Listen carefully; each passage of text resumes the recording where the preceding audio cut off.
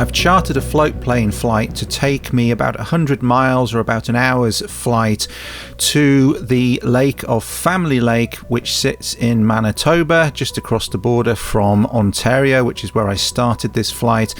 And on that lake sits the First Nations community of Little Grand Rapids.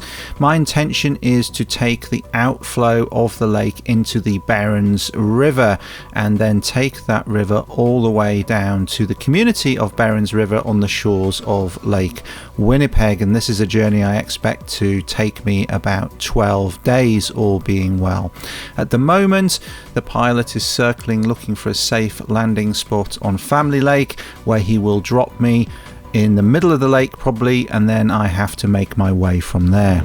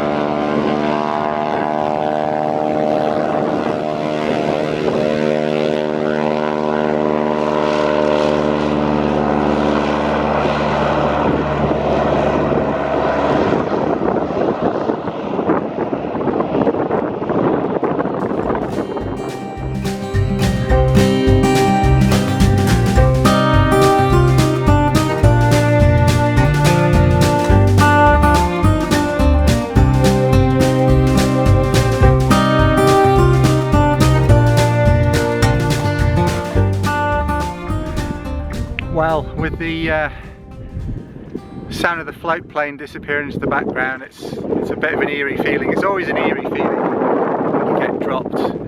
When you're on your own, it's even more of an eerie feeling, that kind of link back with civilization, if you like. Modern civilization is kind of cut, and you're finally out here on your own, and it's quite sudden. You know, you're in a plane.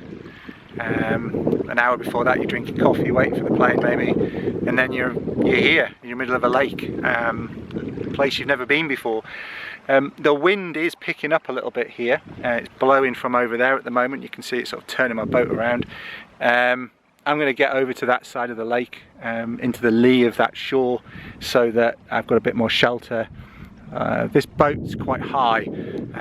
They're a bit of a wind vane, these Skiffs, these 16-foot prospectors. They're good boats, but I don't like paddling them into the wind too much, so I'm going to get across there. Just a general principle as well, I don't want to be out in the middle of a lake and lots of wind when it starts getting more choppy. I'm going to stay close to the shore anyway, and that's where it's going to be sheltered, so that's where I'm going to head. I've also got to sort my gear a little bit. We stopped in the middle of the lake, put everything in here, nothing's tied in yet. I've got no inherent buoyancy in this boat. If I capsize now, I'd have everything floating around in the water, and it'd be a problem. So I'm going to get over there as quickly as possible, get things sorted out in the boat how I want to, make sure I know exactly where I am on the map, and then form a little navigational plan for the next leg of the journey, or the first leg of the journey.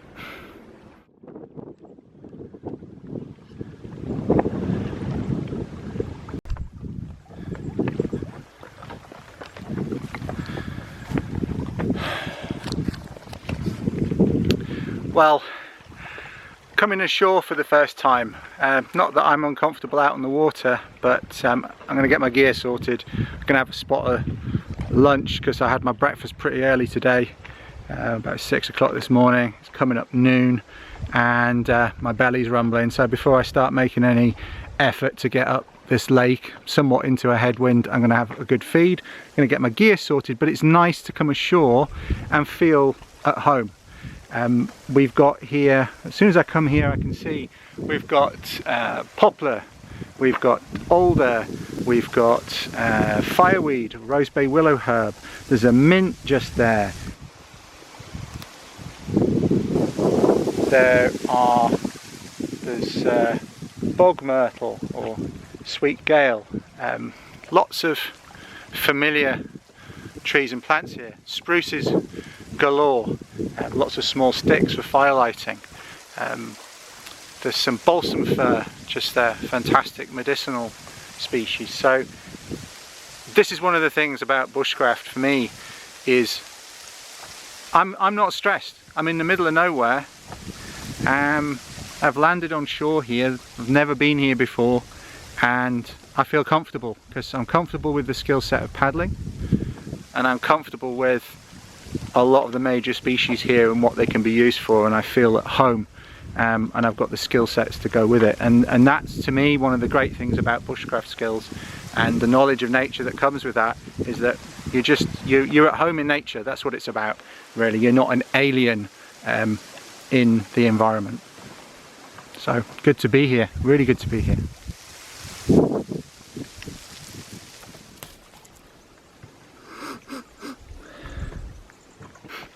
I love the smell of that sweet gale. It's really good, and it is a natural insect repellent.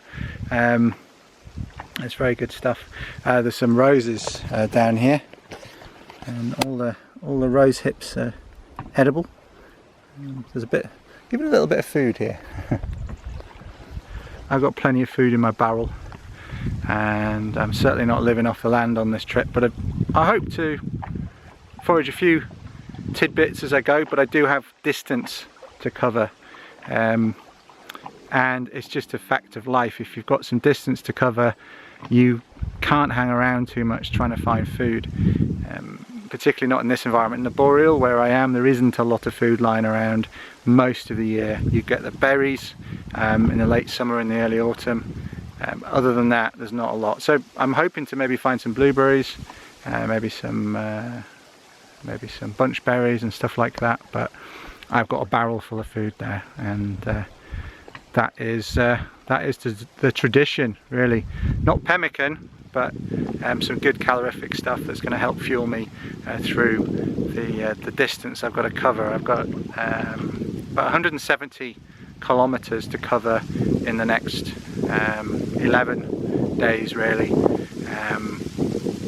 and that's eminently doable. I do want to spend some time in camp and have a nice time, but there are some technical sections. There'll be some portages, there'll be some days where it's in and out of the boat, there'll be a lot of scouting of rapids, that all slows things down, and so I've got a good amount of time in the bag at the moment, but I don't want to chew that up early on, and I want to be able to pace myself and not have to be too rushed at the end, but equally I don't want to get to the end too soon, so there's always that balance of sort of eking out your time efficiently as you go. But as I say, I'm going to get sorted, look at the map, make sure I know exactly where I am, have some food, get my gear tied in, the rest of my boat sorted, and then I can start proper. But I'm already feeling nice and comfortable, and I think it's nice to take just a few moments when you first get somewhere just to get a feel for the environment. And I guess the wind's blowing across that microphone now. Apologies if it's windy, I'm just carrying lightweight camera gear on this trip. But yeah, it's nice just to kind of take stock before rushing headlong. I think it's always good, it sets you on the right foot then.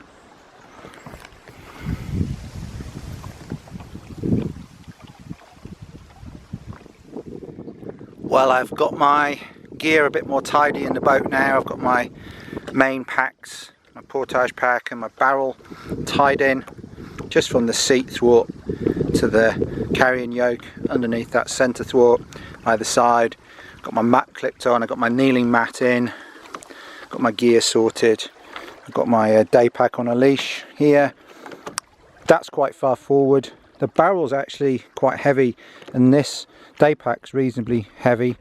I've got all that quite far forward because I'm going to have a bit of a headwind. I don't want the bow too light. So I've got everything set how I want it now. Just going to chuck a bit of sunscreen on and I'm going to be off.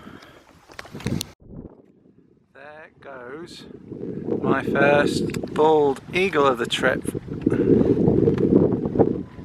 And there's a loon in the distance as well. It's all happening.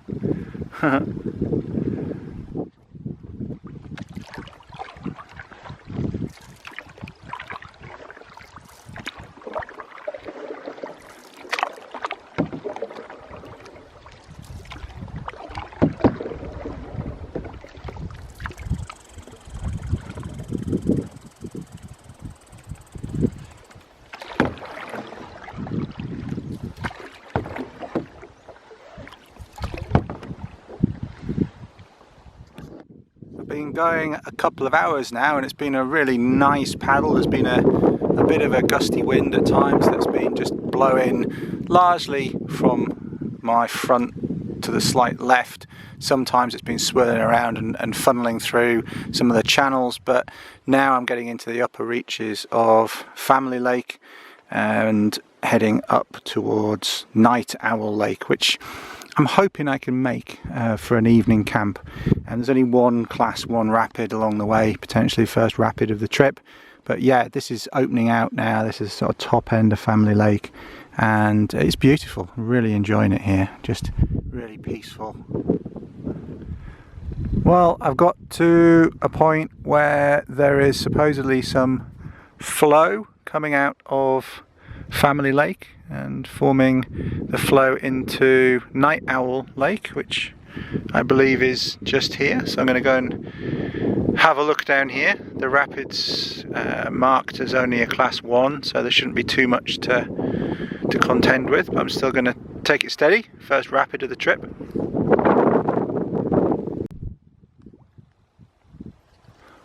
Interesting.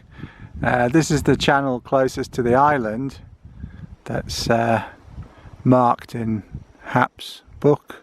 I believe it is. I've handrailed the left hand side of the island, keeping the island directly on my right. There's nothing going down here at the moment, so I'm going to have to go a bit further left, explore one of the other channels. So first little challenge, but clearly the water's quite low here at the moment. So there's a tiny bit of flow here, but the boat's just grounded out. I'm going to have to just pull the boat through, I think. There isn't even enough to float me and the boat through this little section here.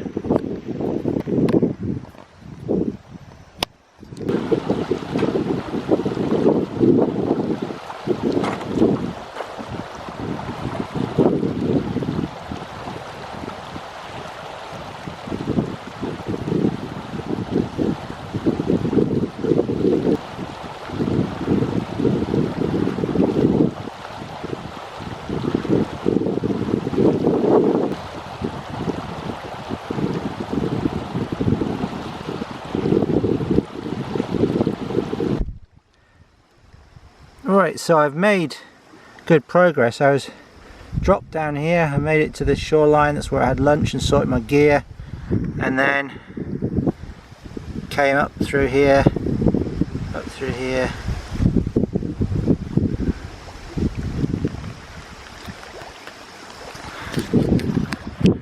so let me just flip that. That's where I am, where I've just pointed out. That's as far as I've done. I've done about 11 or 12k. I'm quite happy with that. There's quite a breeze on this lake here, so I've dropped down off Family Lake onto Night Owl. This is beginning of Night Owl here. Hope you can hear me with this wind blowing around. And I thought this spot here looks like there's been a camp here, looks like there's been a fire here before, and I thought maybe there's potential. It's an island. I always like an island camp, but I've had a look around and actually I'm really dismayed, really disgusted. I'll show you why. So somebody's had like a made some sort of table, maybe some cache. Could be for prepping fish here. I've seen this type of thing done before for sort of filleting fish on and whatnot. I don't know, but it's not been used for a while. There's a fire there. There's a little bit of litter around, and I thought, oh well, I'll see what it's like back here, because I can have a fire there, but I don't want to camp there. It's not flat for starters, but there's bin liners. There's a lot of wind blown trees in here, but that's fine. There's actually some birch bark, some nice birch bark around that I've pulled off, put in my pocket. But here, there's a bunch of cardboard boxes just chucked in the bush here. So that's not somebody in a canoe, I don't think. That's somebody in a tin boat. And then I thought, okay, well, let's see if there's a nicer spot to camp. I can live with a few cardboard boxes maybe, although it's already, you know, I've come all this way into the wilderness of Canada, and I think there's a few latrine spots up here, but then you find those in camps. And then there's like a little route through here, and it looks really nice through here. Lots of moss, nice and soft. Again, it's not good camping in here. You know, it's a lot of spruce and a bit of fir. More moss again. Somebody's been taking some of the moss off the top here. The lichen. All these lichens are wonderful. There's some berries through here. There's some various vaccinium species. And I thought this is looking more promising through here. I thought, well, maybe on top there, but there's nothing super flat. So I thought I'll come down the other side, see if there is. So somebody's been taking a bunch of moss here. Looks kind of quite purposeful. Wondered if they've maybe been steaming fish or something between the layers of moss. It's a possibility. Well, I guess they could have just been using it as toilet paper. And I thought, well, this is a nice vista. Maybe there's somewhere down here looking onto Night Owl. There's less breeze here as well, it's more sheltered. Although a bit of breeze is always good if there's any bugs around. And I thought, oh well, there's a fire site down here as well. And then I started having a look around, and there's a load of garbage down here. It's quite depressing, really. You know, I am a long way away from anywhere, really. I mean, there's a small native community back at Little Grand Rapids, but that's quite a way back. Yeah, so you've got rubbish here, there's stuff in plastic bags, there's bottles, stuff lying around there, there's a green bottle up there, and then the worst thing that I noticed when I came up here, my battery's about to die, so I'm going to move up quickly, is like somebody's purposely chucked loads of rubbish in amongst this clump of trees. There's loads of cans, Budweiser and other stuff in there, and I'm like, okay. And then there's blazes on trees in there. Looks like toilet paper and stuff in there as well.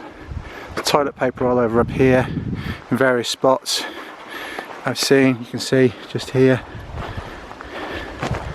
there and there. Okay, there's no shit, but you know, it's not the first night's turn around. You know, this is not the first night's wilderness camp that I want. I've seen this type of thing before, particularly when people come fishing, big fish fries and things, loads of beers. I've seen it on the French River. I've seen it in various other parts of Ontario, and unfortunately it's here. I'm going to go and find somewhere nicer, even if it means a bit more paddle. It's coming up to, I've been wandering around this island for a little bit. It's just after 5 o'clock now. Don't really want to be paddling much beyond 6. Look, there's a bloody paper plate there in the bushes as well. So lovely as this spot is, and a view into Night Owl Lake there. It's not the camping spot for me, so I'm going to jump back in my boat once I get back across this island and head off. At least I've got some birch bark to light my fire. Oh, here's some little berries, little lingon, little cowberries, not quite ripe yet, but will be good when they are. And there's some Labrador tea here. Yeah, article on my blog about that if you're interested in Labrador tea. Right, let's get back through these woods.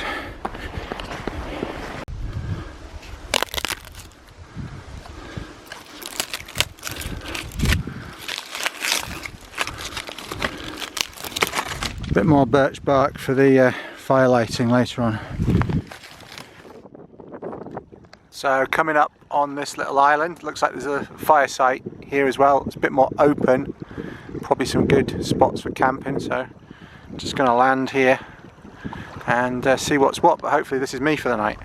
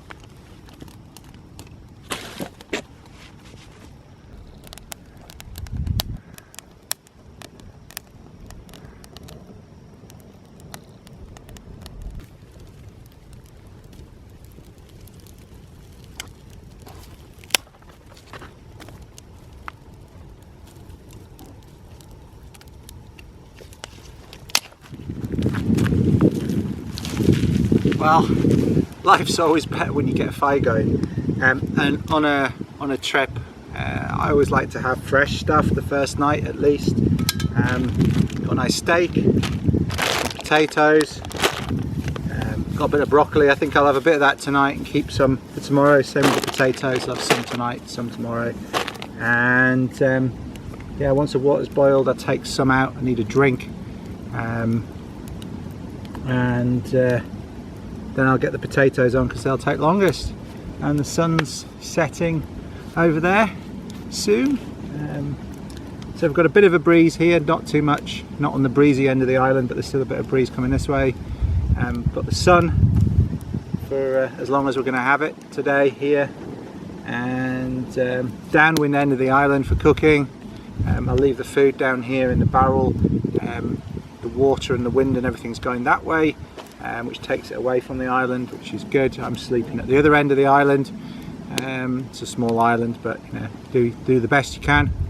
And yeah, I've got a little bit more ventilation. It's a bit muggy, it's a bit humid.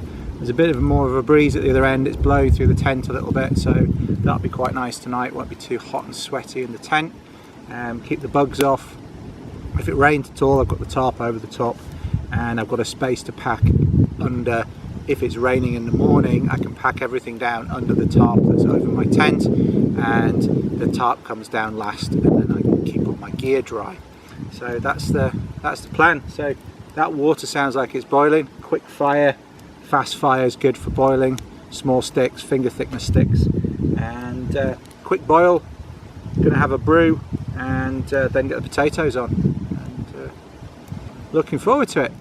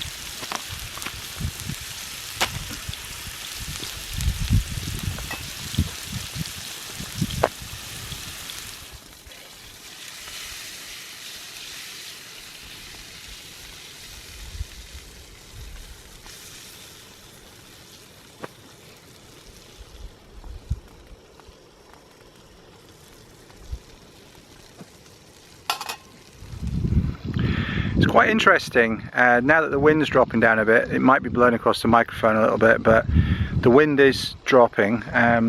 There's less movement on the lake, and I'm starting to hear over there, probably you can't hear it on the camera, but like a rumble, like a roar. And this is Night Owl Lake that I'm on, and Night Owl Rapids are just around the corner, back around there, but they are directly over there. And now that the wind's dropped and not blowing the trees around and there isn't lots of chop, I can actually hear them. And that's the first portage of the trip, and actually it's pretty much the biggest portage of the trip, and that's tomorrow morning, which is kind of Murphy's Law, because you know I'm eating some fresh stuff now, but I've got most of the food for the trip, so that'll be a bit of physical exertion. But I'm just about to eat now, and yeah, lots of good sustenance for the exertions of tomorrow.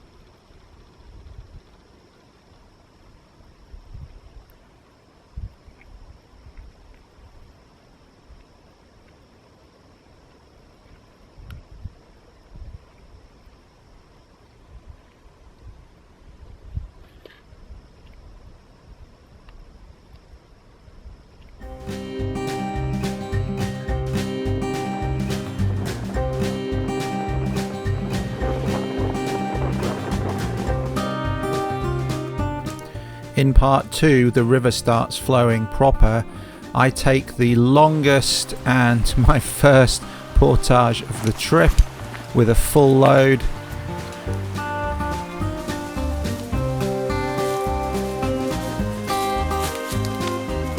There's a lot more river to contend with.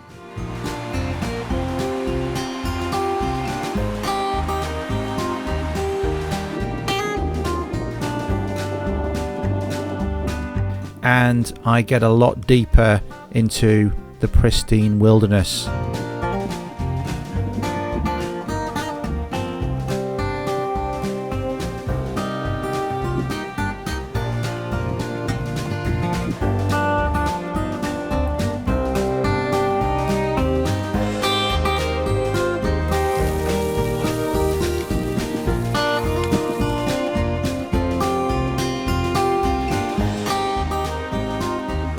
Join me in part 2.